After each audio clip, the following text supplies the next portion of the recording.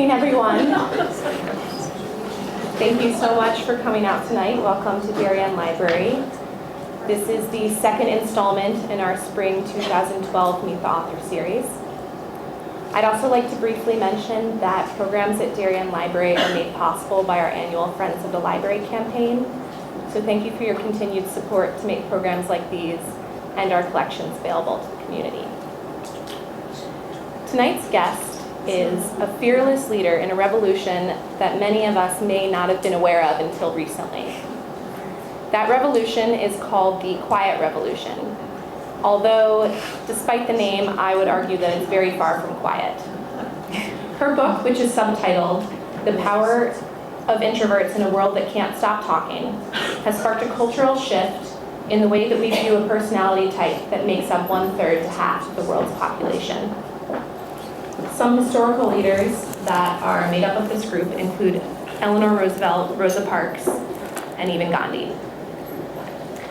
Our guest this evening challenges what she calls the extrovert ideal and argues that we would all lead happier lives if we nurture our introverts in work, family, and school environments and allow their personalities to shine rather than asking them to conform to an extrovert ideal.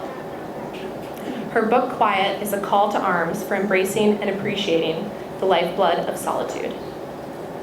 Her writing on introversion and shyness has appeared in the New York Times, the Dallas Morning News, Oprah Magazine, Time.com, and on PsychologyToday.com. She recently spoke at TED 2012, Microsoft, Google, and the US Treasury. She has appeared on CBS This Morning as well as NPR. A former Wall Street lawyer, she has taught negotiation and communication skills at law firms, universities, and corporations, including Merrill Lynch, Shearman & Sterling, and the University of Chicago. She's an honors graduate of Princeton University and Harvard Law School. So will you please join me in welcoming to Darien Library, Ms. Susan Cain.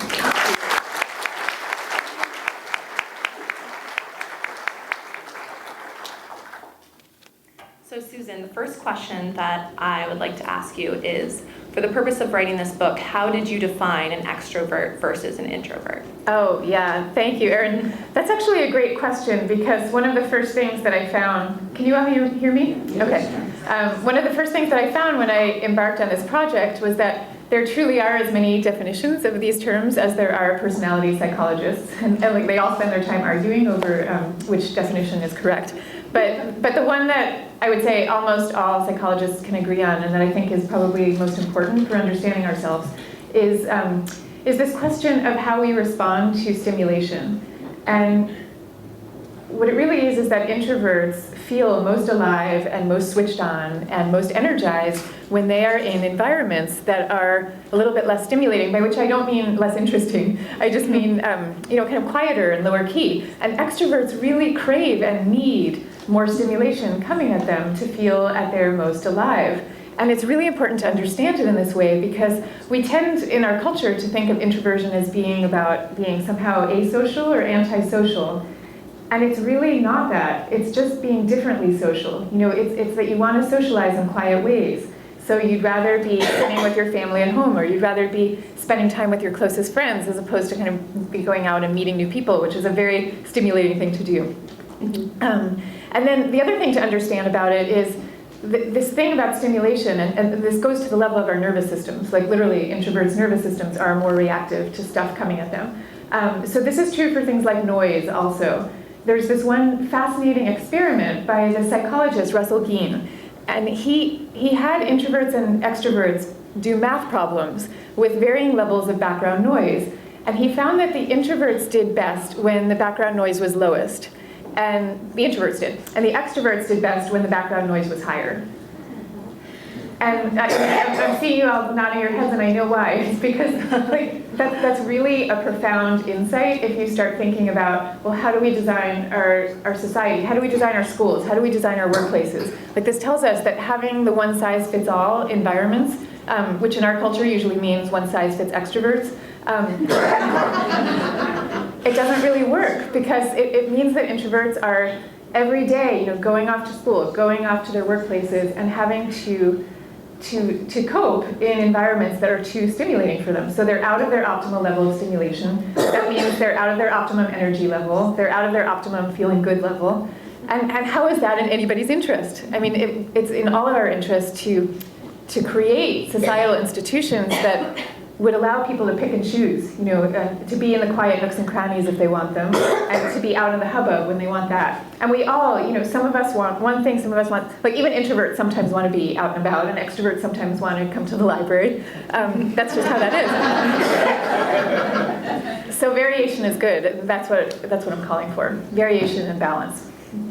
Are there certain trends you've seen in the news and things like that you've heard about at businesses where they've been changing their infrastructure in some way that either appeals more toward extroverts or introverts? Could you just speak about that trend and what you think's good or what's bad? Yeah, that's a good question too. So, I mean, in recent years, in like the last 10, 20, 30 years, it's been kind of disastrous from an introvert's point of view, because we've been going ever more in the direction of just having everything be about like being out in the group, being out there all the time. Even the expression, putting yourself out there, like that's become the thing that we're all supposed to do all the time. And why is that so good, to always be putting yourself out there? Like, what's wrong with in here?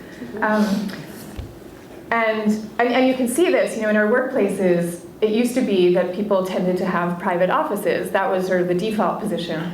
And now it's exactly the opposite. So more than 70% of people now work in open plan offices with no walls and with everybody like looking at you the whole time.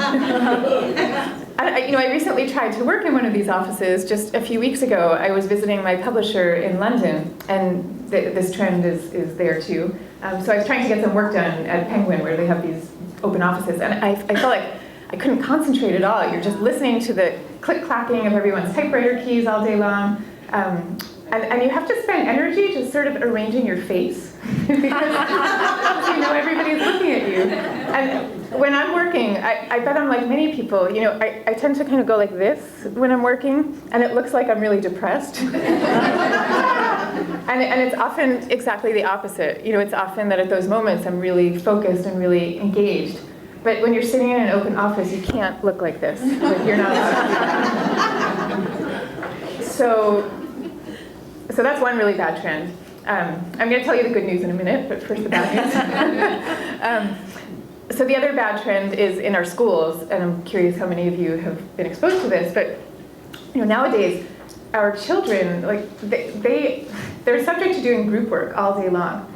They no longer sit the way I did when I was a kid. They no longer sit at their own little desk and do their own little assignment. They now sit in these pods of like 4 or 5 or 6 desks of kids where they're all facing each other, and they're doing their assignments all day long in groups, group projects. So math, you do it as a group. Creative writing, you write a poem together. It's like a co-created poem. And some degree of group work is fine, but these kids are doing this all day long. And for kids who prefer to work autonomously, and for whom every bone in their body says, let me go off and do my own autonomous thing, they can very often get the idea that they don't really like learning. And that's such a tragedy, because all they really don't like is learning in a group. So that's the other thing I'm calling for, much more balance. Now the good news that I want to come to, you're asking about trends. I was kind of, you introduced me as a fearless leader. I'm exactly the opposite. I'm like a really fearful leader.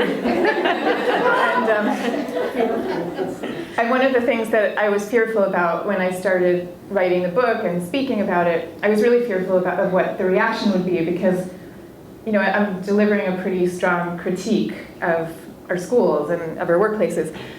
And there has been some resistance, but I've also been really delightedly surprised by how much people are really accepting this message and starting to run with it on their own. So I'm really optimistic that things are going to start turning around. I mean, I think it's going to be slow. I think it's like turning around an ocean liner. Hopefully not the Titanic. Oh, I'm sorry. Hopefully not the Titanic. So I think it's going to be slow. I analogize this to the women's movement in the 1950s or the 1960s, where we were poised on the cusp of great change, but it was still going to take us decades to actually achieve it. And I think that's where we are with these kinds of issues. But I'm optimistic that we'll get there, because I think so many people are now starting to talk about this. Like, I'm not the only one by a long shot. And even like when I spoke at TED a few weeks ago, Jim Hackett, who was the CEO of Steelcase, the big office manufacturing company, he was in the audience and he was like, when can we talk? And he said he wants to talk, he wants to really think deeply about how to change the offices that he's creating for companies and create more private spaces, more independent spaces, more nooks and crannies. So I think this is something where, once people hear it, they kind of get it. Mm-hmm. So you've talked a little about how we could change our workplace and how we can alter school environments. You spend about a chapter in your book talking about relationships, and if you are an extrovert dating an introvert, or if you're an introvert married to an extrovert, how you can find that balance in your married life. Yeah. Could you just speak to that a little bit and give maybe the same advice you give in your book? Yeah, I mean, I have a whole long chapter on it, so I probably can't do all the advice. But the reason I devoted a chapter to this topic is because, well, I'm in an introvert-extrovert marriage myself. My husband's an extrovert, and I have met so many of these couples, in my travels. I've been working on this book since 2005, so I've talked to a lot of people about this stuff. And I find that introverts and extroverts are often drawn to each other. So, even if you're not in a marriage or a relationship like this, you probably have a close friend who's on the other side of the temperament pole. And so the great news is I do believe they're drawn to each other, and I think that's because, in general, from a human perspective, I think introverts and extroverts form a kind of yin and yang, and that this happens in relationships. There's a sense of each of us completing the other. But there are certain sort of conflict zones that come up again and again, and I'll give you a couple examples. So the big one I hear about is, what do you do when one person's idea of a perfect Friday night is staying home and snuggling on the sofa, and the other person wants to throw a dinner party every Friday night? It's like a really, really profound difference. And what I tell people with this is, it sounds sappy, but first of all, just start out from a place of true understanding. And if you understand that the other person has this need out of a true, legitimate temperamental desire, it can make their preference and their needs seem that much more legitimate, and like you need to figure out a solution. And often it helps just to kind of come up with a protocol, that is going to work for you. So maybe you say, every Friday night we're going to stay home, and every Saturday night we're going to go out. It's going to be different for every couple, but the thing to try to do is to avoid having to argue about it week after week, and instead come up with something that is going to work for you both. And then these conflicts, they come up also in subtler ways that you wouldn't be as quick to label introversion, extroversion, even though that's what they really are. And I'll give you an example from my own marriage.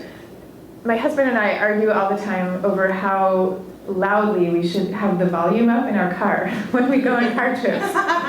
And sometimes we seem like we're in a bad sitcom, like we're both just changing the dial every 30 seconds, and it's ridiculous. And I started, halfway through researching my book, I realized, it's just he really needs all that stimulation coming in, and I really don't. And it helps to understand that and figure out a solution. So those are two examples. Great. Yeah. Something else you mention in your book is we have to try to find our true self, whether it be an introvert, an extrovert, an ambivert, and stay true to that true self. Yeah. But what do you think about someone who isn't sure which they are? Well, it might be that you're not sure because you really are an ambivert, which is the kind of person who's, right smack in the middle of the introvert-extrovert spectrum. And I often think ambiverts, to the extent that you can control which way you are in any given situation, I think you often have the best of both worlds, because, you can kind of turn it on as you need to, or turn it off as you need to. But if you're not really sure who you are, I can give you a couple of foolproof, or not foolproof, but a couple of ways to think about it. So one would be, imagine that you are at a party that you're really enjoying, and you're having great conversations. And you've been there now for an hour and a half. Are you nonetheless wishing by now that you were home in your pajamas? Or are you feeling really energized and like you want to go to still another party, or stay at this one all night? That's a pretty good clue, because really what it's about is, are you feeling recharged by being with other people and by having all this stuff coming at you? Or are you feeling recharged when you're in a quieter place, when you're by yourself, or when you're with people you know really well. So that's a really good key. There's also in the book, I should say, a quiz that I put together based on sort of research from all different areas of psychology as applied to introversion, extroversion. And you touched on this just briefly, but I'd be curious to know a little bit more about the difference between just being shy or being an introvert. Yeah. So shyness is about the fear of social judgment. It's about the fear that people are going to be evaluating you, even when they might not be. And shy people also have a tendency, when they're looking at a neutral face, to imagine that it's actually a disapproving face. So that's what shyness is. And introversion really is not that at all. It's what I was just saying about stimulation. So in practice, the two often do overlap, so that the same person who likes these quiet environments also feels shy, but not necessarily. And there are plenty of introverts who are not shy at all. And I'll give you an example. I think President Obama is probably such a person. I don't think he's shy. I don't think he worries too much about other people's opinions. In a healthy way. I don't think he worries about it. But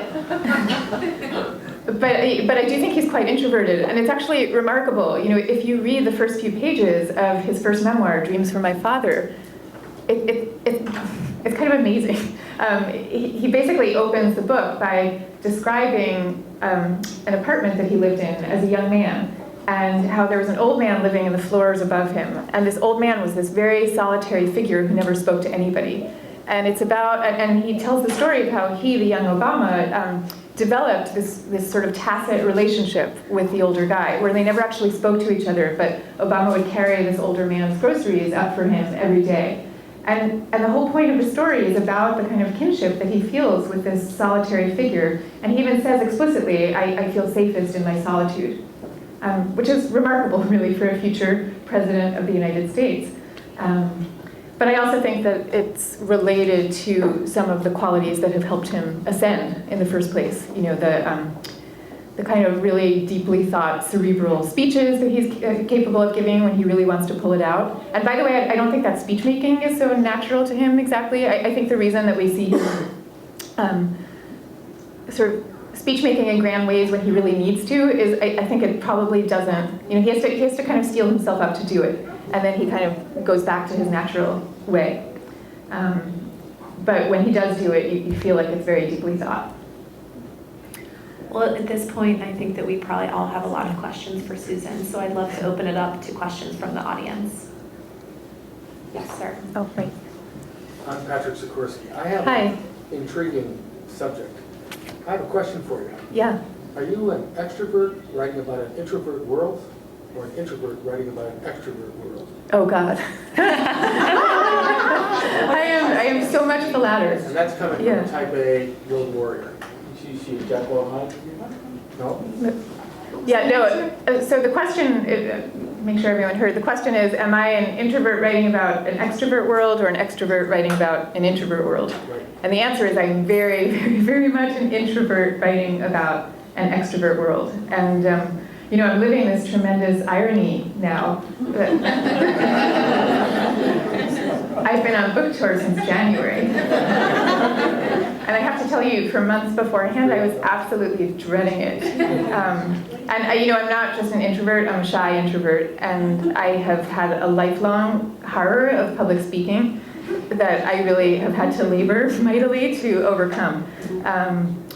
And so before I knew this book was coming out, right? And I knew how much I cared about it. So I spent the whole last year engaged in what I call my year of speaking dangerously, where I just practiced public speaking every chance I could get. Like, I enrolled in my local Toastmasters. I don't know if you know what that is, but for those who haven't heard it, it's this worldwide organization where you meet with your local chapter to practice public speaking in a really safe, supportive environment. So that helped me a lot, but I don't know, sometimes, by now I'm partly over it and partly not. I don't think it ever really goes away. You're so far from shy. You come off as being an extrovert. No. I really Right? Yes. 100%. Well. If you read the book, you'll You'll see. because You'll see. just because you're an introvert doesn't mean you're going to necessarily not be good at public speaking. It just means that you'll prepare more for public speaking and you'll need to recharge afterward. That's what I took away from the book. Yeah. And as I say, I've really been working hard to try to get over my fears. Yes. I saw your presentation on TED, and you talked about when you were a young girl and you were sent to camp and you filled your suitcase with books and because that's what you did with your family, you sat and read together. Yeah. And that when you were found reading a book that there was concern about that you were, not fitting in properly. But what you didn't talk about was how the other kids, how they responded to what you were doing. I was just wondering, how did you feel surrounded by a bunch of kids who just wanted to frolic and play, or wasn't it like that? Oh, yeah. So the question, could everybody hear? Or should I? Yeah, okay. So I'm just wondering, would you like me to repeat it? Yes. What was it like for you as a child, coming into a world of surrounded by more stimulus than you were? Yeah. So this woman was asking, in my TED Talk, I told a story about going to camp and bringing a whole suitcase full of books with me and then learning that we weren't really supposed to be there to read.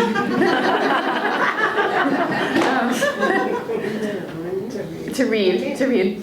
And so you're asking, how did I feel being in this world where I had all the stimulus coming at me? Yes. Yeah, I would say it was actually childhood experiences like those that are the fuel that has made me want to write this book and kind of wage this quiet revolution because, I really felt on some kind of deep level like a total fish out of water. I was lucky. I was really lucky that I grew up in a family that thought that these things were normal. And I know how lucky now I am because I hear all the time from people who grew up in introverts, who grew up in families who didn't understand them and who really made them feel like there was something wrong with them. So I didn't get that in my family, but I really got that every time I left the house.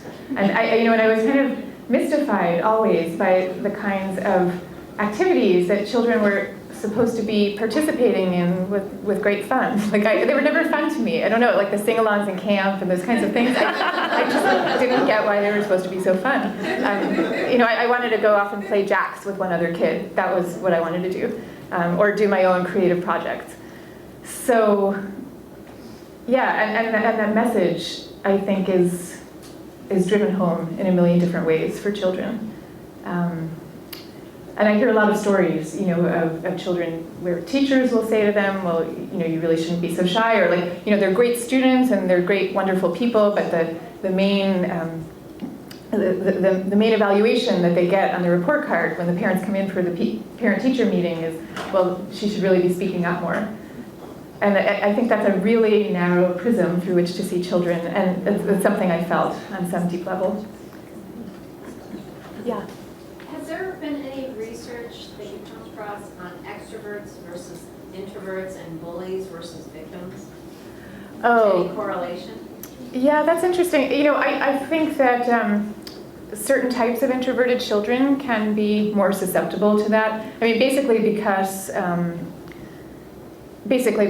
bullies pick on children who are isolated. So if you're talking about the type of introverted child who is socially isolated, I mean, introverts are not necessarily that way, but the ones who are socially isolated or who tend to be, extremely fearful or on the extreme end of the shyness spectrum, they can often be targets, and that's a real problem.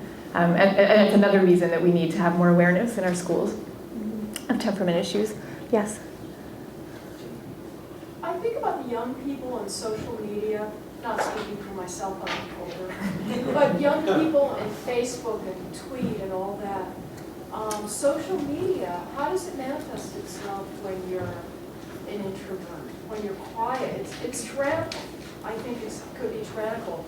Friends, even though it's a faux friendship and all of that, but Yeah. that you need to, even as far as employment and jobs, you need Yeah. to market yourself, Yeah. you need to be out there, and everybody's got to be a marketing agent for themselves and their ambitions, aspirations, career, their social world. Yeah. It's funny. It's actually really a mixed a mixed thing. In some ways, social media is great for introverts, believe it or not, because it is a way of communicating your ideas and expressing yourself and connecting with people without actually having to leave your house a lot of the time. So, we think about it in terms of this fire hose of information and stimulation that we're all subject to in this brave new world. But in some ways, it's less stimulating because you're still, alone in a room while all the information's coming at you. So a lot of introverts will say that they're blogging and they've met all kinds of new people through blogging, and then they go to a conference and they have all these friends who they've met virtually, and that breaks the ice for them once they're at the conference. So it's this whole new way of interacting that can be really powerful. So that's true on the one hand. And then on the other hand, there's definitely the issue that you're talking about. And you're right, especially for young people, where everything is filtered through Facebook. And Facebook, especially for young people, is about how many friends you have. And as you say, now employers are starting to look at this question of how many friends you have on Facebook. It's kind of crazy. And in fact, social media used to be largely populated by introverts, believe it or not, when it first started. But there's evidence that that's changing, and particularly platforms like Facebook are more extrovert friendly for these reasons. And introverts have said to me that they feel frustrated by Facebook because the type of communication that you have there tends to be superficial. It's like you broadcast a quote or what did you eat for dinner? And there's not much there. And introverts find that frustrating. Is Mark Zuckerberg labeled an introvert or an extrovert? An introvert, interestingly. Yeah. Very wealthy one. You said a very wealthy one. A very wealthy one, yeah. Yes. Is it possible for an introvert to retune their brain so they actually get energy from being in social situations? No. No. I mean, it's possible for introverts to develop the social skills, or maybe they have them in the first place and don't even need to work at it. So it's possible to have the social skills to sort of glide your way through social situations as needed, but introverts will almost always feel exhausted afterwards in ways that extroverts won't. And so, the key thing they need to do is learn to feel entitled to be themselves and therefore protect themselves from that exhaustion. I mean, it's like as soon as you have that entitlement, it changes, in a good way, entitlement, it changes the way you organize your whole life. You no longer feel guilty about turning down invitations and staying home by yourself because you know that you need it and it's going to make you that much fresher when you go out again. Yes? I don't know if the story's in the book, because I haven't been able to read the book yet because my wife just had it in her bag for 2 weeks. Very into it. But was there a moment for you, or a series of moments, where you had kind of that aha, I'm an introvert in this extrovert world, and what was that sort of the process of realization like for you? Yeah, I've had a lot of those moments. So as I said, in a way, I've been having those moments since I was 3, even though I didn't have a language for it when I was a kid. But then I started to really identify it when I was a Wall Street lawyer, which was such a strange thing for me to be, but I was one. It was interesting to me. When I first started practicing law, I had this idea that I was really going to be at a disadvantage because, I thought I'd have to be very assertive and very comfortable in the spotlight, and I'm not those things. And then I started looking around and realizing that probably more than half of my colleagues also weren't those things. And they were really good at what they did. And I started to figure out ways of being good at what I did. I was good at building one-on-one alliances behind the scenes, even though I wasn't good at, taking over a room full of people. And I was good at I was always way more prepared than everybody else for every negotiation. So I always had an answer for everything because I sat there for 3 hours the night before, writing out all my potential answers. So things like that, I saw the utility of my way of being. And I started to try to figure out what this thing was. And at first I assumed that it was gender because back then, this was in the 90s that I was practicing law, there was no language for talking about personality. The only language really for talking about identity at work was gender and to some extent race. So I thought at first it must be gender, but then I looked around and I realized there were all these guys who were like me and women who weren't. And then I stumbled across the Myers-Briggs test. How many of you are familiar with Myers-Briggs? Yeah, so most of you. And for those of you who aren't, it really is fantastic. It's this personality test, and you can take it online tonight for 10 minutes. It's very illuminating. And that's when I started to really understand what was happening, and like I rethought my entire life once I found out my personality type. Yes. So what causes introvertedness versus extrovertedness, and is it possible to transform from one to the other? Yeah, I mean, like people, the question is, what causes it? Is it possible to transform? So first of all, what causes it? It's like everything else, you know, it's a combination of nature and nurture, but it is thought that it's probably about the most heritable of all the personality traits. It's really interesting. One of the psychologists who was one of the leaders in this work of discovering the genetic roots, a guy named Jerome Kagan. He's a developmental psychologist at Harvard, really one of the great psychologists of the 20th century. And he says that he started out in his career believing completely that it had no genetic origin, you know, that it was all nurture and that we had control over all of it. And that sounds crazy to us now because we live in an age now kind of genetic determinism, but back then it was the exact opposite. People were really suspicious of any, they're suspicious of anything that attributed personality to biological roots because it seemed to smack of eugenics. And so he did all these experiments, and he started to show that babies, that you could see that 4-month-old babies would behave in a certain way that showed that they were more sensitive to stimulation. Like they would, you would give them a new mobile, let's say, and they would thrash their arms around and pump their legs around more. And those same babies were more likely to grow up to be shy and sensitive kids because they were, you know, showing this tendency to be kind of more quickly stimulated from a very early age. And so Jerome Kagan said, I have been dragged kicking and screaming by my data to accept that this really is a biological thing.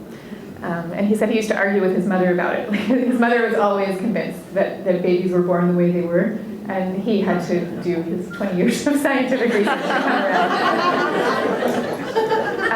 But you know, what he also showed is that like, a lot of the kids who were like extremely shy or extremely introverted as 2-year-olds or as 3-year-olds, by the time they got to high school, you couldn't necessarily peg them right away as an introvert because, you know, they had their social skills, they had their friends, but there's some fundamental level on which it doesn't seem to change. And so the most recent experiments that they've been doing with the same kids who they were studying as babies, these kids are now about 20 years old, some of them, and they're putting them in fMRI machines, you know, in brain scanning machines, and they're showing them pictures of faces. And they're finding that the amygdala, which is the organ in your brain that gets activated in response to social stimulation and to social fear and all kinds of stuff, that the amygdala in these children gets more activated. I'm sorry, not in these children, these are now grown-ups. In these grown-ups, it gets more activated when they're looking at pictures of unfamiliar faces. And I found that personally really intriguing because, I mean, I have that experience a lot myself. I feel like in a lot of ways, I've overcome my childhood shyness, but there's a part of it that I feel like never goes away. You know, if I'm at a cocktail party, there's always a split second of discomfort when I'm meeting somebody new. And understanding it through the lens of this amygdala that's always going to be reacting, kind of, and that's just how it is, I somehow find very helpful, just to understand what's going on. Yeah? I'm always curious about extricating yourself when you're with people, you love them, they're friends, Yeah. and you've had enough. Yeah. And I can't do it. I can't do the chatting. I almost can't be in my skin. Yeah. Please don't make me be there anymore. Right, But right. I love them, you know, and Yeah. I often say it's not you. I just can't be alone with you. Right. You know, right. there's so many things I've tried to say and do in my life. I'm very kind and very aware of people, so I'm never wanting to hurt them. Yeah, yeah. But I just want to go walk by the water. Right. I just Right. want to look at a tree. Right. Did everybody hear that? Wait, no? Okay, so it was basically the question about the paradox of sometimes you have friends or family and you really truly love them, and yet you need to get away because you feel like you've just had enough. And especially if you're a person who's kind and worried about hurting other people's feelings, like, that's hard, and what do you do? And how does that all work? I want to make a flag. I want to say introvert. Yeah. Well, it's actually not a bad thing to do in a way, whether you use the word or not, just to explain to people how you feel. And I think because you're kind, everybody will know that. They're not going to take it personally, especially if you explain it. I have one friend who is like this, and she goes to pretty much every party and social occasion that she's invited to, and she always leaves after an hour and 8 minutes. Like always. It was my husband who first pointed it out, and it's the most amazing thing. And I started to watch her and try to take notes because I always feel too guilty to do it, but she's really graceful about it. She just sort of graciously takes her leave. And as a result, she's much better about saying yes to party invitations than I would be because I kind of feel honor bound to stay for the full 5 hours. So that's one technique. Yes? Can you be like a quiet extrovert, like you really enjoy groups and you're energized and you don't want to leave, but you're not necessarily the one maybe talking the most in the group? I mean, that's kind of like my experience. Right. I'm attracted to groups in New York City and parties and things like that, but I'm not necessarily the one doing all the talking. Right. To be like a quiet extrovert? Oh, sure. Yeah, absolutely. I mean, if you think of it in terms of this question of stimulation, how much of it you need and so on, everybody gets their dose of stimulation in different ways, right? Like we all need certain amounts of it. And so maybe this is your version of it. People are complex. I mean, that's another thing. Like, I deeply believe that these categories are incredibly important to understanding our identities, that they're just as important as gender. But the flip side of that is that much like gender, you can't say, okay, I know you're female and therefore I know everything about you. We're all really complex, even though the fact that you're female is incredibly important. So people come in all different permutations. I thought some of it was I had unreal shyness, but not necessarily not wanting to be around people. I'm sorry, did you say you think you... usually a shyness. Right. That didn't mean I didn't like being around people. Right. Groups, Yeah. Yeah, and that's actually, there are a lot of extroverts who are shy, and that might describe you too, which can be hard, I think, right? It's kind of a built-in approach avoidance conflict where you want to be with people, but you feel kind of scared in that setting. And so then there's some learning to manage that needs to happen. Yeah. Yeah, I'm an introvert who facilitates ideation sessions for corporate America. And part of my work has been to release the genius of introverts within these sessions. And I'd like you to comment on the fact that I think this whole groupthink thing that you've talked about in the Times, et cetera, I think people are misinterpreting your work. Oh, tell me. What I hear, and my publisher even said today, well, we can use that as a straw man for the book that's coming out in the fall to say, oh, groups are good. And there's this whole trend out there or in the media that groups are bad and that you have to get away from groups and that's where you release the true genius. So I'm curious if you've seen some of that, the negative side of being against, or people misunderstanding that you're not against groups. Oh, yeah, you mean, right. Are you saying that, right. Yeah, I'm not against groups per se. I mean, but you're saying people assume that I am? Yes. Right. Think the easy thought is for them to say, introverts good, groups bad. Right. Yeah, this is like the semantic challenge of making some of these points. Sometimes it's hard to make a strong argument and also have people get the subtleties, or to express the subtleties appropriately. Let me say it that way. Yeah, I mean, when I think about the group stuff, I think sure there's value to group work, and sure there's value to collaboration, and we would have no Beatles without collaboration, and wouldn't that be a terrible thing? But what I am saying is that we just have too much of it, and that we have lost our respect for solitude, and that's really what I want to do is re-elevate the respect for solitude that I think we used to have. And in fact, there's a quote that I wanted to read to all of you, and I forgot to do it until just now, but it's on this point. And this is by Philippe Starck, the great innovative designer who designed the Royalton Hotel and all kinds of things.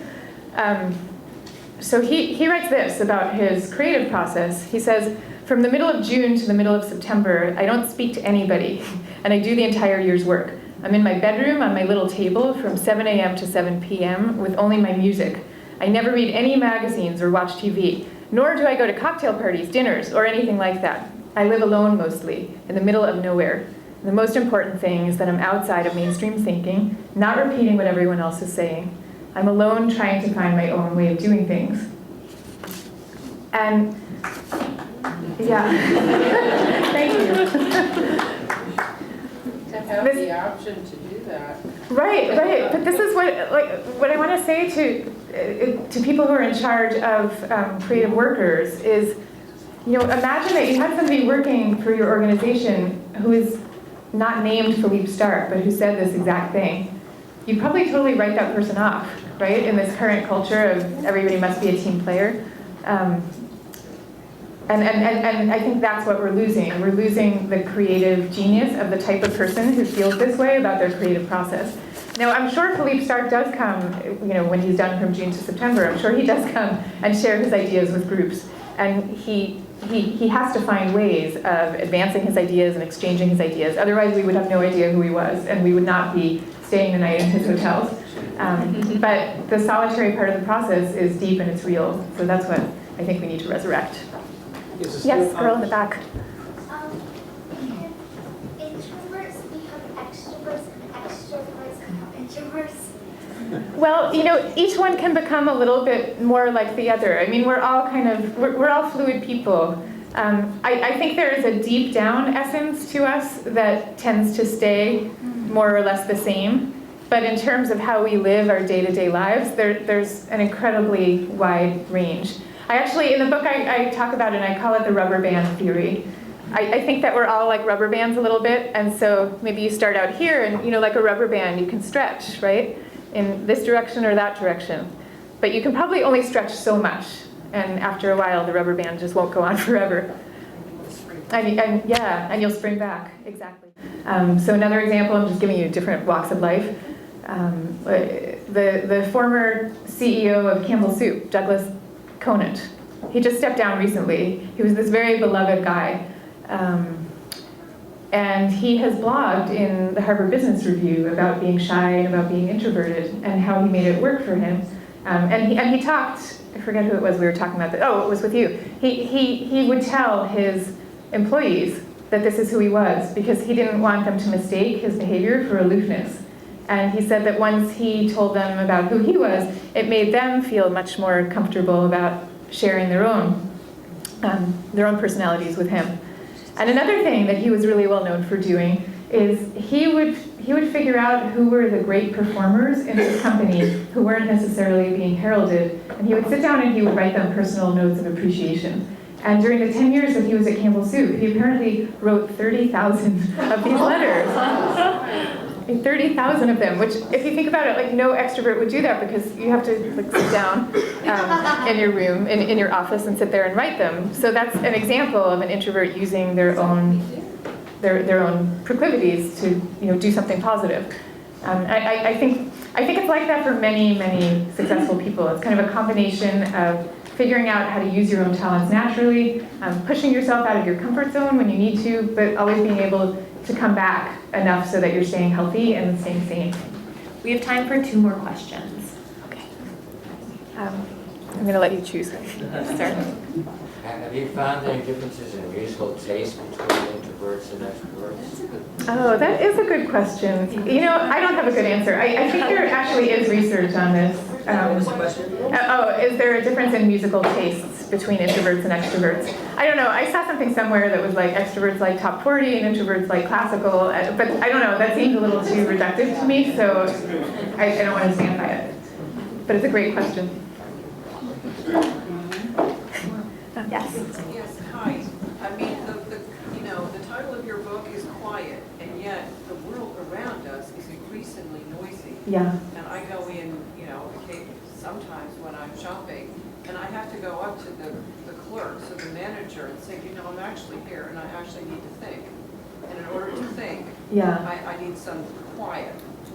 And they look at me like there's something peculiar with me. This is some marketing person must have come up with this idea that customers like all this noise that comes from the speakers. Right, right. And I'm hopeful that your book can make a dent in this with corporate America, but I'm curious, are you getting any feedback in this area? I find it just unbelievably toxic and poisonous to have to function like this. Gosh, I mean, that's actually interesting. You're giving me an idea of how to approach this because, you know, of course in this culture, nothing moves people like the almighty dollar. And if this is presented to corporations as a financial issue, you know, that there's a sizable portion of your population that is overwhelmed and offended by this level of noise, I think that's actually persuasive. So no, I haven't formulated it that way, and I don't think I've seen it formulated that way, but I'm going to in the future. Well, thank you so much, Susan, for joining us tonight. Thank you.